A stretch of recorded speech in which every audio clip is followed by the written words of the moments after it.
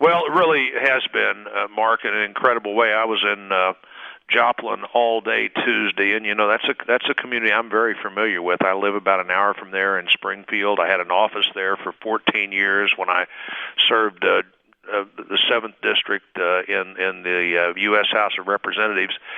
And I've been there literally, Mark, hundreds of times, and I was driving down streets with the police that I had been in lots of times, and I couldn't tell where I was, and they couldn't tell where they were either. It was just like everything was kind of ground up rubble in ways that I've never seen in terms of that level of tornado damage, just for block after block after block, the entire width of the city, 6 miles long, half a mile to 3/4 of a mile wide, and just a level of incredible destruction, including a handful of schools, churches, 8,000 buildings, big commercial facilities like Home Depot and Walmart Supercenter just gone.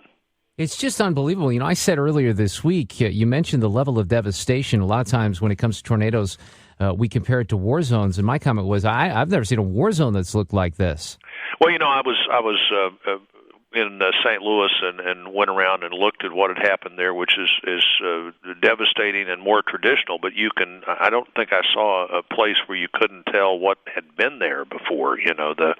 The house is off the foundation, the roof is gone, the trees are down, all bad things. But this was a situation where you had this powerful, they now say Category 5 tornado that had 200-mile-an-hour winds, but was actually moving pretty slowly and just ground things up and took big facilities like the hospital that's big enough to have 1,700 employees and didn't blow it away, but it blew everything away you could blow away from a facility that big. Blew the windows out. Every car in the parking lot was was damaged in some way, and cars were just like they'd been put in a tumbler and then dumped on top of each other. Transport trailer trucks moved hundreds of yards, set down somewhere they couldn't possibly have ever gotten by themselves. But lots of stories too. I was talking to one group of volunteers, and they said one of their friends had gone to the Home Depot on Sunday, and then the next comment was they found his body with his 2 kids Monday. And, the kids were 4 and 1, and you and I can just see that Mom was still at home. So you can see, the dad says, I'll take the kids to the Home Depot to get the light bulbs, and that's the last time you ever hear that voice again or see any of those 3 people that mean so much to you. And that story it could be told hundreds of times. 3 special Olympic athletes who were living together in Joplin, people who were challenged in their ability to do things, but were able to live together, and we're going to be in the Special Olympics this weekend, all died. 2 during the tornado and 1 last night at the hospital after the tornado. It's heartbreaking, and you keep hearing stories like that. Now, look, Senator, people have taken some jabs at me, some of my listeners this week, and people who, like you and me, believe in limited government, thinking that philosophy means no government. I've made it very clear that this is where government has to play a role. So what can we do? I know you've been talking about this. What can the federal government do to help this community rebuild? Well, Abraham Lincoln, when he described his new political party that he was part of, said that this was a party that believed that government should do for people what people cannot do for themselves. And that involves things like defending the country. But it also involves things like responding to a disaster or building a levee or doing things that you just can't do without some ability to join together and get that done.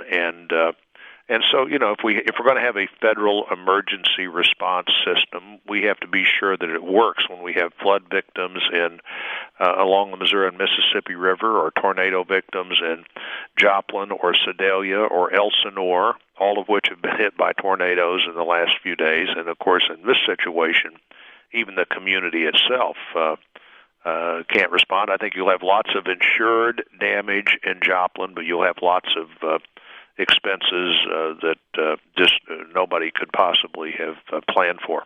Your former colleague, Congressman Cantor, one of the leaders on the House side, obviously said some things that got under people's skin here. And I don't know if it was misinterpreted or what. The bottom line, though, is, and I'm not trying to defend Congressman Cantor, is that FEMA is running out of money. They've said that at the end of the year. So what I think he was trying to say is you have to be able to replenish those emergency funds with cuts in other areas. And I think there's been a bipartisan amendment that's been agreed to.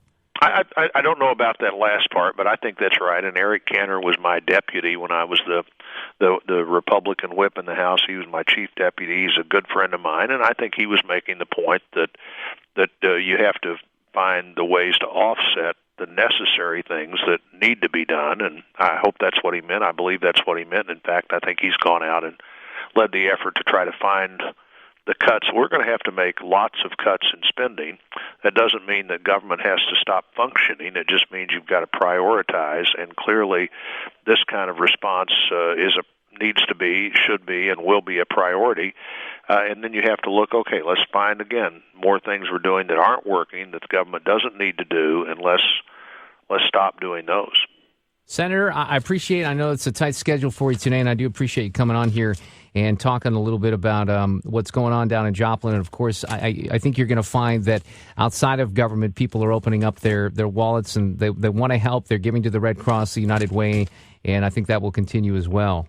Well, I do, too, and thanks to everybody for all they're doing. And, we've got big companies making big contributions and little civic clubs all over Missouri who are doing what they can to raise money to be helpful, and the community's challenged, but in where we live, your neighbors are always your first responders, and they turn out months later to be the last people still responding.